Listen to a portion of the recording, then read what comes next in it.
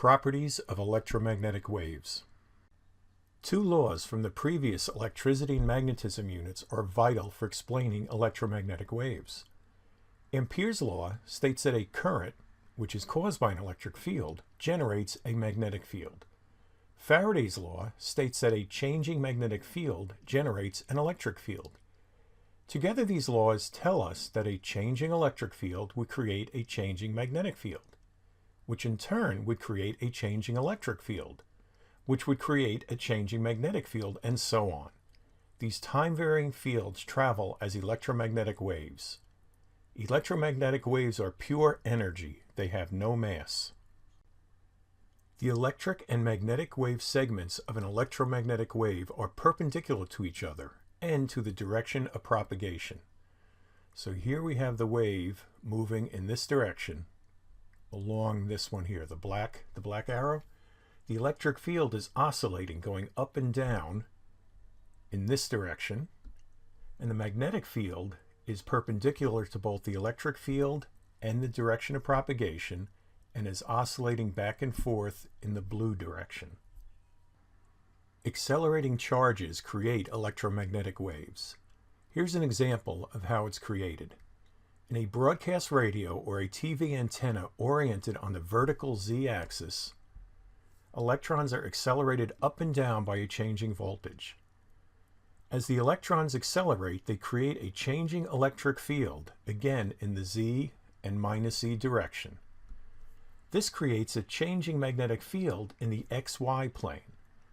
So the electric field is in red, the magnetic field is in B, and the wave is moving perpendicular to both of them.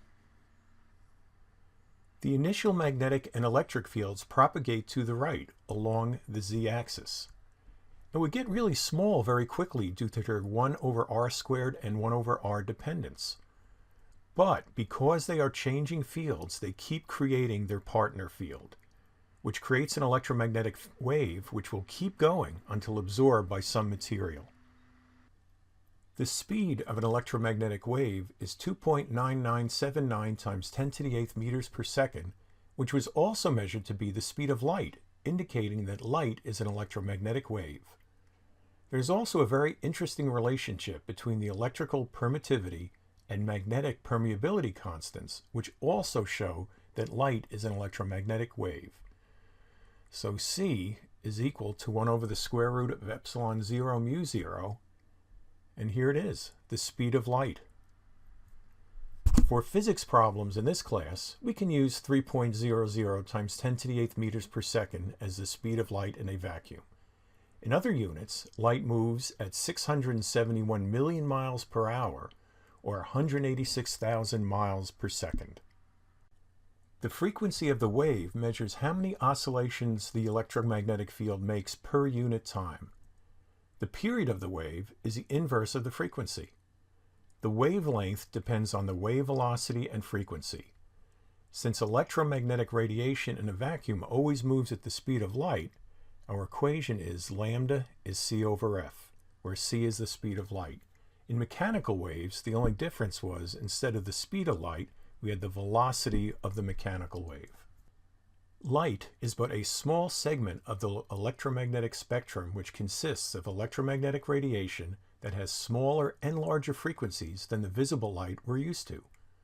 As the frequency of the wave increases, so does its energy.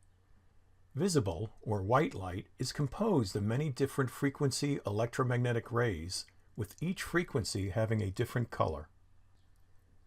This is the spectrum of all electromagnetic radiation presented in increasing wavelength and decreasing frequency from left to right.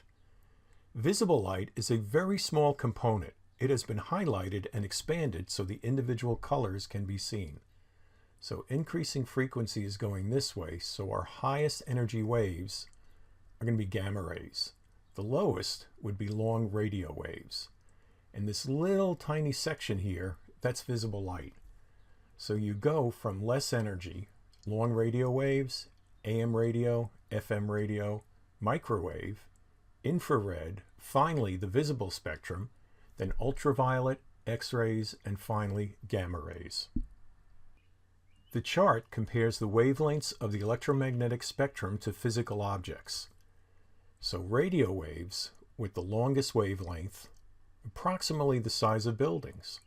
Then on the other side, gamma rays, their wavelengths are comparable to the size of atomic nuclei. Calculate the wavelength of light in a vacuum that has a frequency of 4.29 times 10 to the 14th hertz. Hertz is unit of frequency and is 1 over seconds. Our givens are frequency, and this isn't specified, but this is one of those numbers you should remember. So the wavelength is the speed of light over frequency. Substitute in our numbers, and we get 699 nanometers. A nanometer is 10 to the minus 9 meters, and light of this wavelength in a vacuum is dark red light. Calculate the frequency of light that has a wavelength of 630 nanometers. Here's our wavelength. Here's the speed of light, which is not given in the problem, but that's one of those numbers you should probably remember. We have our equation, lambda is c over frequency. Since we want frequency, we multiply both sides by f, divide both sides by lambda. We get this expression. Substitute in our numbers, and we get the frequency is 4.76 times 10 to the 14th hertz.